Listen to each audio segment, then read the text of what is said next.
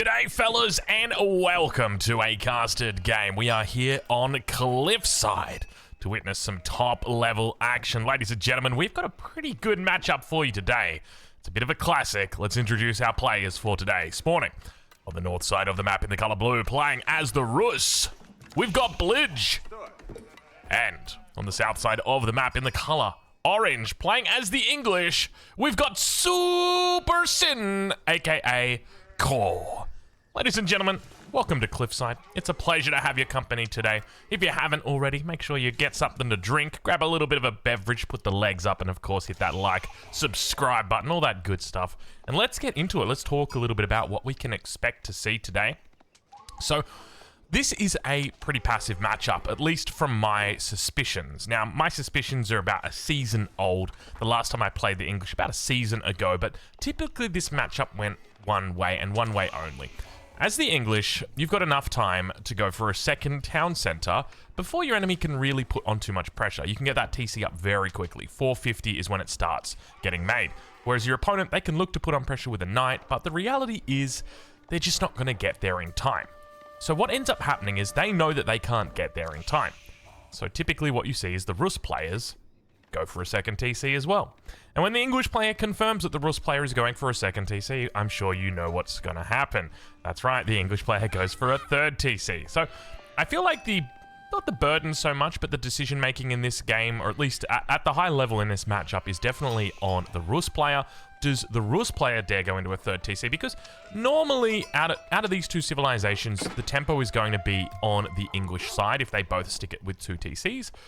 Whereas, if the English player goes into 3 TC and the Rus player only stays at 2 TC, then the Rus normally has a little bit more tempo as well. So, we'll have to wait and see how it goes. One of the things I used to love doing as the English in this matchup was going really quickly to Imperial Age, because there was always this bit of downtime where your opponent, if they were going into 2 TCs, you can see right here, Core trying to collect all the wolves. Not going to have too much luck here. Unfortunately, the AI for the wolves did get changed a couple of years ago, Core, so obviously not quite yet up to date. Now coming back around, finding the second wolf. I've actually got the health bars off, so I do apologize. We'll have a look and see whether Blidge is going to manage to pick it up, and he does indeed get that wolf kill. Very nicely done there, looking for that early bounty on in this game. Now working down the second wolf. Let's see exactly how it goes. He should actually be fine here. Oh, but the Core manages to get that last hit in. How did that work? I thought they got rid of the animation cancelling. Or am I... You know what? It's been so long, dude, that this patch has come up that I get a little bit confused. I'm like, hold on, did they patch animation cancelling again? Did they not patch animation cancelling again? I can't remember, but I guess animation cancelling is still in which case, sorry. I'm trying my best not to spoil things, because obviously I do have NDAs. Anyway, Kremlin now going to be coming through on the north side of the map. Now, if you're interested in playing the Rus, I'm going to give you a recommendation here. Go and check out Blidge's YouTube channel. I'm going to leave a link in the description. He is a fellow content creator. He's only just started his YouTube channel. I want you guys to go and check it out if you're interested in playing the Rus. He's got a great video on there. It's almost 2 hours long where he provides a guide. He's got commentary on it. So I'll leave a link in the description to that. And of course, I'll leave a link to Core if you really want to if you really want to go down to the depths and see what see what insanity can bring to Age of Empires. No, Core's a great guy. I love Core. He's good fun. I actually met Core in person a couple of times. He's a big guy, formidable guy. I wouldn't speak any bad words about him at risk of my personal safety. I'm just kidding. Anyway, let's move on, because we've got ourselves a development right here. Obviously, the Abbey of Kings is coming up. It's a slow age up here. I say slow age up with 3 vils on the landmark, but despite only having 3 vils on the landmark, you can still see it's pretty darn quick. 5 vils on the north side. Kremlin comes in. Decent spot here. Not only does it protect the gold, pretty much protects this stone as well. You can see it gives decent coverage, but also is going to influence the lumber camp and provides that nice little AoE bonus as well to the town center. So beautiful little spot he's got for this Kremlin, but the king is going to be on the way shortly. Town center about to be dropped down. Look at how many resources he's got in the bank. A little bit of miss macro here, but have a look at the strategy that Core is bringing to this party right here. He says, you know what we're going to do? We're going to go just chop this random straggler tree that we found here, and we're just going to go deposit the wood. He's got so many vils on wood right now. 16 vils on wood. You can see just how much he wants to rush this up, but King now going to be coming out towards the backside of the base, looking to clear out any of those scouts that are just getting a bit of an idea, and I think this might be intentional. I would not be surprised if we see a town center coming down on the stone. He's looking to protect the stone so that the third TC will go down on the gold, and this was all very intentional. Core is denying the scouting on the stone, so now at the moment, Blidge is unfamiliar, not unfamiliar, but just doesn't know what the plan is for Core. Is it going to be 2 TCs? Is it going to be 3 TCs? Now, he's got plenty of scouts, and if he wanted to, he'd be able to move a scout into position. Normally, if you see the town center on the gold, that's a giveaway that it's just going to be 2 TCs. If you see the town center on the stone, that's the giveaway that it's going to be 3 TCs. So, still coming through here. Have a look at this. He's going to be able to get the charge, somehow managing to pick up beautiful damage here on the scout. I will say right now, I'm kind of apologetic that I don't have the health bars on. Do you guys mind if I break the fourth wall just quickly and turn them on? Okay, you don't mind? All right, hold on, just wait. The King's going to be moving into position here. We can see him slowly making his rounds. I don't know whether he spotted out that town center. It's always hard to know because obviously Age of Empires 4 has been out for like what, 3 years now almost, and we still haven't got this bug fixed. But Scout going to be blocking the wall. Palisade unable to be finished. King going to make his way through up towards that top side, and I think we're going to be okay for a little bit here. I'm going to just quickly escape. Just get ready for it, guys. Here I go. Okay, quick. UI always on. No, we want smart health bars. That way we know exactly what is going to be happening. There we go. Now we've got the numbers. Feels a little bit better, you can see, when a unit is under attack. And just like that scout right there, it will demonstrate, we'll demonstrably be able to see the health bar fall. Let's just put it that way. But second TC up and running. Third TC on the way shortly. Macro looking pretty good here for Core, slowly and steadily getting it online. I love this strategy. So generally the strategy is quite simple. You go 2 TCs, second TC on the stone, then you go into the third TC. Third TC is going to be on the gold over here, and you can see he's already gone ahead. He's actually deleted the house and deleted the mining camp that he initially put down here. And this is because he wants to get the TC nice and snug into this position. He wouldn't be able to get it down here. It's too far out. He doesn't want to put it here. It's too far out as well. He wants to make sure it's nice and defensive. So a little bit of a mistake in the sense that he didn't really think about this in the first stages, because I mean, from the outset, Core would know exactly what he wants to do, or at least he should know what he wants to do. He can know what he wants to do. Let's put it that way. Yeah, so one of the other things to note is you will see that there's not enough space here for farms. This is a great space for, you guessed it, it's the White Tower. So we can expect to see the White Tower coming up soon. I wouldn't be surprised, though, with Core going into 3 TCs if he just does look to stop and make a couple of units here, especially because Blidge is now going to be moving into units as well. We see Spears out, but the King now going to be looking to make a connection. We'll be able to find it with the Villager. Slowly but steadily going down. He manages to take it out. King somehow survives despite the 3 spears. Slowly knocking at the door, but the health pool, it's healthy. 34 out of 220. Can always head back to base, but have a look at this. Barracks is coming up inside the base of Blidge. Nothing else that we see at the moment. It's just going to be straight castle agent. I wouldn't be surprised if we... Oh, hold on. Takes out the scout and then still manages to get out. Now, I wouldn't be surprised if we do see an Abbey of the Trinity. Normally, actually, I take that back. Normally, you'd expect to see the High Trade House coming through. If there's a good place to put it, so like somewhere like this might be good, but to be honest, this is a lot healthier. There's nowhere really close, so I think maybe Abbey just makes a lot more sense. Walls are already starting to come up, but I suspect he's probably going to be able to secure 5 out of 5 relics if he goes for the Abbey. Realistically, you can go for it right here. This would be a decent spot. Oh, is he going for a forward Abbey? Is that what we're going to be seeing here? This is a lot of vills that are being brought forward right now. I think he might be. I wouldn't be surprised if we see this. In fact, I would be surprised, but it would be one of those, like, you know, I can't... So, anyway, how you guys doing? You know, I want to talk about some of my challenges as of being a dad. You know, often, I'm not too religious, but, you know, one of the things that they often talked about at church was temptation, all right? And everybody's got different temptations. People might be tempted to go for the High Trade House when it's not the best. People might not be. But for me as a dad, my biggest temptation, and it sucks to say, it is snacks. Man, I tell you what, you know, when you're trying to diet, there's nothing worse than just going into the pantry and looking at all the snacks for your kids. And you're just like, you're tempted, right? You've got to deal with that temptation right there, right then. And I don't know, guys. I don't know how to do it because it's delicious. Like we recently came back from the Philippines, and my wife, she brought home all these Filipino snacks with her. And just to give you a little bit of an idea about the Philippines, they love their sugar. I love my sugar as well. That's why I married her. She's so sweet. But Drongo, you shouldn't, you old dog. Anyway. It's tough. It's tough. Anyway, that's my TED talk for today. That's the sermon. Temptation.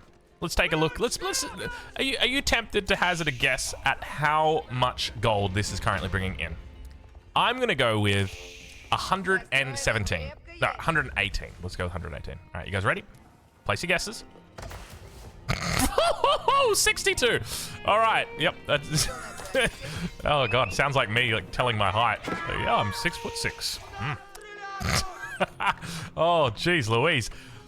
All right. Oh no, it's coming up. It's coming. Hold on. Okay, I had you guys in the first half. I'm not gonna lie. That wasn't bad. What did I say? 117? No, I said 118. So we're at 124. That's not too bad. That's a pretty decent high trade house right there. It's like a relic and a half, right? But I'm hoping he's moved into the monastery at the very least. It looks like he has moved into the monastery, so we do now start to see warrior monks on the field making their way out. He's going to look to start picking up the relics. And of course, we'll check in with Core and see how Core's doing on the south side, as he didn't opt to put the white tower down in a safe position. He's got enough resources in the bank to do it. Instead, just going to throw it down on this gold mine. And I think this is actually a really smart move. Definitely one of the weakest parts of playing the English is gold security.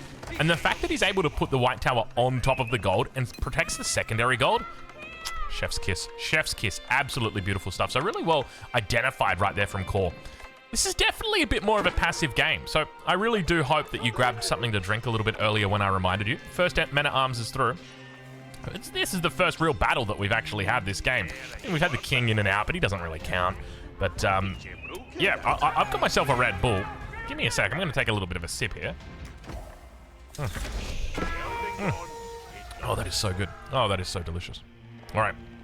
So we got Castle Age coming through right now for Core. Let's check in, have a look at that income value. Keep in mind that as Core adds in more farms, his food per minute is just going to rise significantly over his opponents. Because while his opponent in the short term has got access to deer, got access to boar, in the long term, the farms are always going to be there for you. So I expect that we're going to have a pretty decent, a powerhouse of an economy coming through from Core soon. Textile's now going to come through for him as well. And on the front, we do see the monastery getting dropped down of all things. Now, one thing to note, though, Core's not dropping any military production facilities. And normally that's what we see as soon as you hit the Castle Age. Like, my go-to when I'm playing the English, well, he's got about 25 vills on wood. Where are these villagers, by the way? They're in the back of the base. Yeah, he's got a handful back here. Depends how many fingers you got on your hand. 17 fingers on a hand, probably quite a bit. You know, we're talking about alien hands here. Speaking of aliens, what's going on with the aliens? It's been so long. I feel like, you know, after David Grush and everything like that, man, I was like, yeah, I'm ready for disclosure. And then it just... Not anymore. Not anymore. Not anymore. Not anymore. Anyway, maybe who knows? Maybe we'll get to meet him soon. But oh, actually, you know what? There are those what are they called? Like the Nazca mummies. Those are pretty cool, actually. Look, I haven't studied them myself. I'll say that much. But from everything we know about them, seems pretty cool. I don't know if you're interested in that kind of stuff. If you're not, well, cool. If you are, give it a Google. Nazca mummies. They're slowly being peer reviewed. But speaking of peer review right now, I tell you what, I'm going to give Core a little bit of a peer review and say, Core, that was optimistic, my friend. Another villager down for the madman. Take a look at the relic count, though. Slowly getting picked up here. Definitely not the fastest when it comes to the relic count. And of course, you know, we didn't see that forward Abbey of the Trinity like I suspected we were going to. A little bit of a different game, but have a look at this. This is the consequence of not putting that white tower in the center of your base, is that the men-at-arms, they can just run in and they can look to do a lot of damage, but you can actually see the way that Core is picking off the spears. Very intentional there, because the spears are going to be able to counter those knights. The knights are going to be able to counter the men-at-arms. That's the key there. But one thing to note, have a look at this. There is a chance that Core just simply drops the Wingard. No, he wouldn't drop the Wingard. It's got to be a Berkshire. There's no way he's doing Wingard in 2024. That was good back in 2023. Remember when Trebs were overpowered and you could just get like 6 Trebs? That was... Yeah, so, look, anyway, are you serious? We get it wrong 2 landmarks in a row? He throws down the Wingard? Now, look, I'm going to be honest with you guys. I am intentionally saying the wrong landmark to entertain you guys, right? Like, I've already watched this game. I knew it was going to be a Wingard. I'm just saying it just so that you guys know, or just so you guys, you know, you guys get a laugh, right? Like, it's nothing to do with my abilities as a player. Jeez Louise, Drongo. You're 0 for 7 this cast. This is slowly turning into a cursed cast. I'll say that much. And speaking of cursed, have a look at this. We've got a little bit of a runaround coming through. Core, Imperial Age is going to be here. Not a lot to defend him as the Wingard is now online. And he immediately throws in... Oh, Lord. He coming, the Wingard Footman. 40 seconds to train, though. Keep that in mind. Still yet to pick up the Blacksmith upgrade to increase that timer. Longbow's out here as well, looking to defend. A couple Knights with the King. Vils, keep in mind, they do have that Textile upgrade. A little bit of extra health. But now, big push coming in with plenty of militia to back up these crossbowmen. But remember that even though this is a nice little push, our English player is still in the Imperial Age. Meanwhile, towards the top side, nice little attack. Oh, he's boxed him in! Fortunately, it's not a complete box in, but nice little attempt right there from Core. Not going to be able to find it. No conversions coming through. Monastery going to be going down. Keep in mind, he's got the Warrior Monk here as well to pick up these relics on the south side. There they are, the Wingard Footmen finally arriving to save the day, but fortunately for them, they're not going to have to get their shields dirty. At least too dirty today. Relic gets picked up. Yoink. That's it. That's what you say. That's a legal requirement. Whenever you pick up a relic that was recently held by your opponent, you have to say yoink. It doesn't even matter if it's like, if your opponent like took the relic here and then ran back to here and died, and then you come back in and pick it up, like you still got to say yoink. It's a legal requirement. So I don't make the rules. I just enforce them. Don't get mad at me. Get mad at the legislators. Relic's now going to get picked up. No yoink required for this one. Do not worry. But more Footmen on the way. Ladies and gentlemen, it is happening today. The Wingard Footmen are now starting to take over the 1v1 ranked ladder. Are we going to be seeing Fast Imperial Footmen taking over at the Conqueror 3 level? I'm calling it right now. It's going to happen.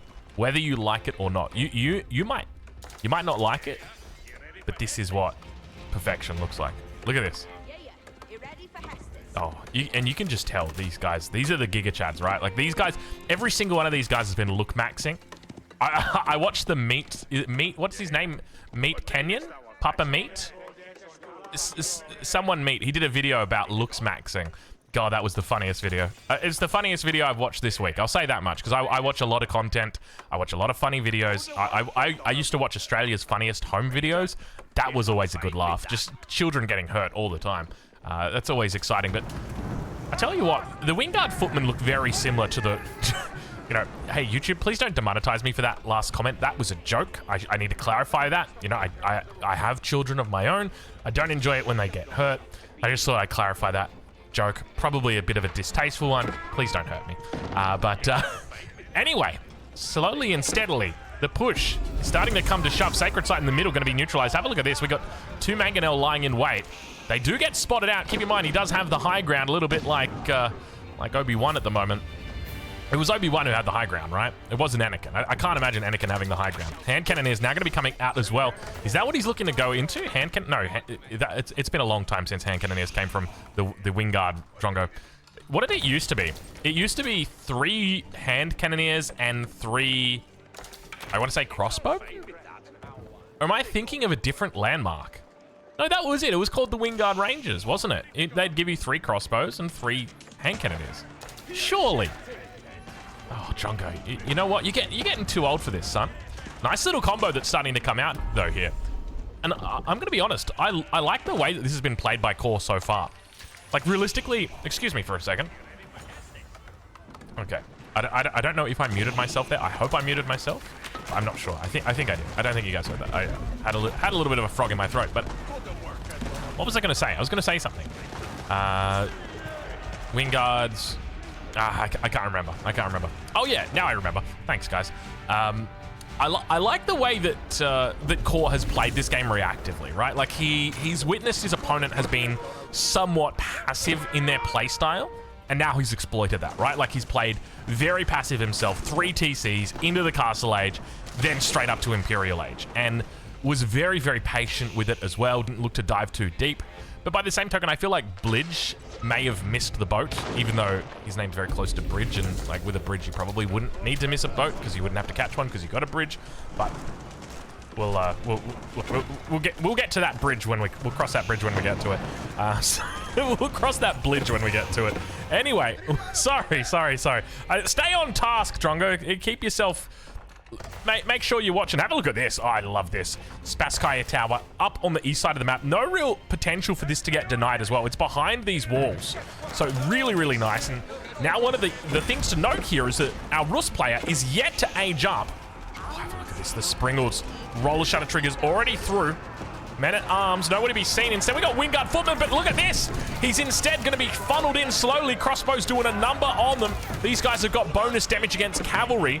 They already do pretty decent damage against Men-at-Arms, but Core back here. Look, what are you doing, Core? What's the go here? Is he just trying to work down the production?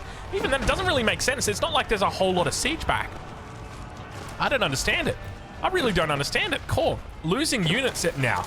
Roller shutter triggers going to be coming through shortly for Blidge. Down towards that south side. We hear the Spasskaya going to be firing off. King going to be going down, and looks like we are getting ready to tango, ladies and gentlemen. Crossbowman on the right side of your screen. Double mango nail shot off the top rope.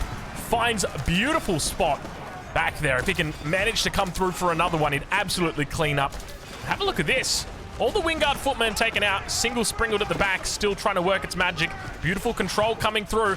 Bit fast attack speed, able to take out the Springle before that second shot could even come through. You can see the Mangonel is looming, and the Mangonel's trying to get shots off on the Springle. It's not going to matter. The Vils are here to repair it, and now the Longbows elite upgrade finally coming through here is enough to push back his opponent. Keep in mind, behind this, there is the ability to call those gremlins, those Kremlin gremlins, if he so chooses. Now let's check in on the minimap and see what the plan is, because Men-at-Arms are out.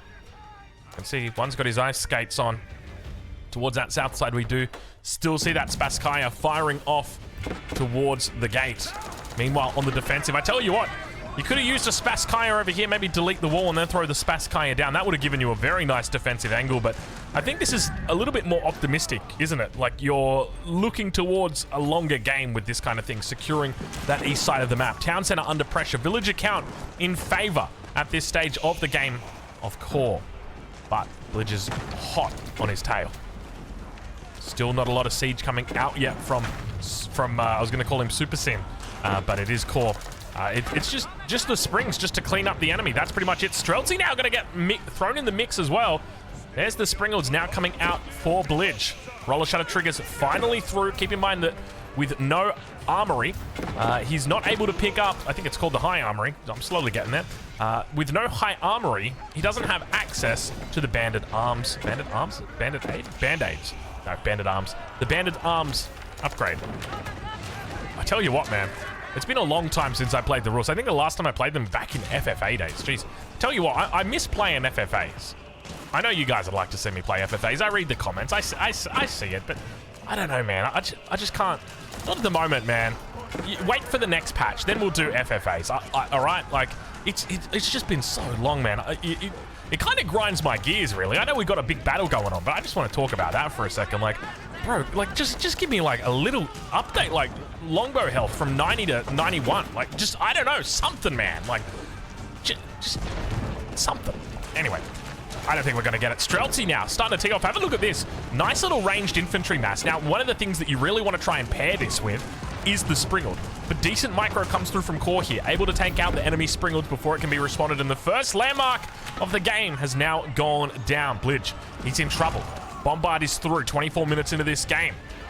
But the pressure is building on the side of the English as the ranged units slowly push back the melee. Keep in mind, those Wingard Footmen, they're strong, but they're not strong enough to take down the Streltsy. The Streltsy comboing here with the crossbows.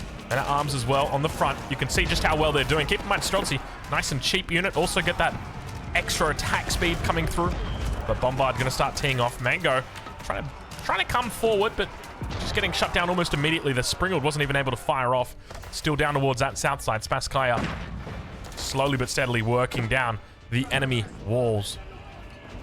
So I'd love to see from Blilge at this point, Blidge.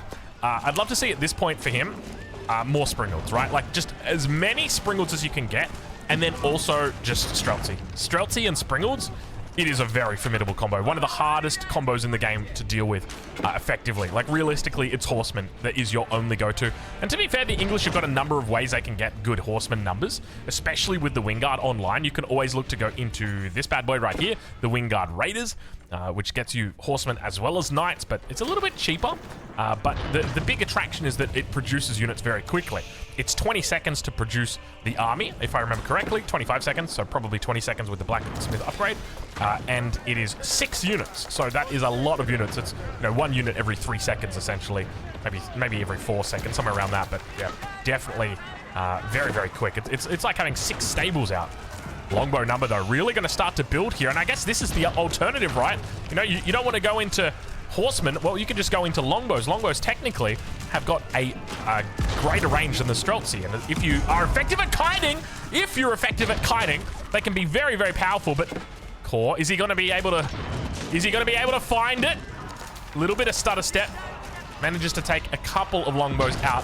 The Springled manages to hit the shot before losing everything. But have a look at this. The Streltsy numbers able to overwhelm the Longbows. This was a big mass of Longbows right now, and it has gone down very, very quickly. Streltsy, have a look at the outpost numbers that we've got here. He's looking to fortify all of them. I don't know if that's the right call. I would have thought going into the cannon emplacement would have been the right call, but it's expensive to do, though. That's the other thing to note. Wingard Footman now going to start moving forward here as well, but Streltsy obviously able to clean them up. Not even close, really. Nice micro, brings the crossbows to the front here. You know, I was actually, I got recommended, you know, classic YouTube recommendations. I think I was in the Philippines, you know, sitting by the pool, and my friend was like, hey, Drongo, here's a video of crossbows up against hand cannoneers. You want to watch? I was like, yeah, of course I want to watch. Shut up and show me.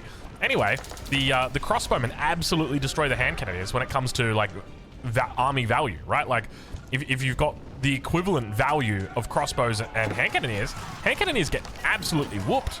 So, you know, I'm kind of surprised that we see such a prevalence of it, but I guess, you know, most people didn't expect that. But have a look at this. Men-at-Arms, aka, these are Wingard? No, these are Men-at-Arms. I was a little bit confused there. Trying to get past here, but beautiful Berry Bush micro is going to prevent any kind of Men-at-Arms making their way back onto the Mangonel. Now, let's talk about the next aspect of this game. We're 27 minutes through, but I tell you what, I don't think we're anywhere near over at this point, because this is going to be a stronghold. Oh my god, where did all this siege come from? He's just had 4 Springles casually sitting on the back line, just waiting for a rainy day. Oh, I say it couldn't. Oh, the Mango did go down. He didn't manage to bring it back into the crevice. But I foresee the... Oh, have a look at this. The Longbow numbers are starting to finally pick this off. Keep in mind, he does have decent Springled numbers, and no real way to deal with it. As long as the Streltsy continue rallying towards his position, he should be okay. Oh, that's a lot of Men-at-Arms. That's a lot of Men-at-Arms. I don't know if I like this. 28 minutes into the game. Keep in mind that he's maxed at the moment. 200 up against 141. Villager count's relatively decent, but it's those military numbers that I'm starting to really worry about.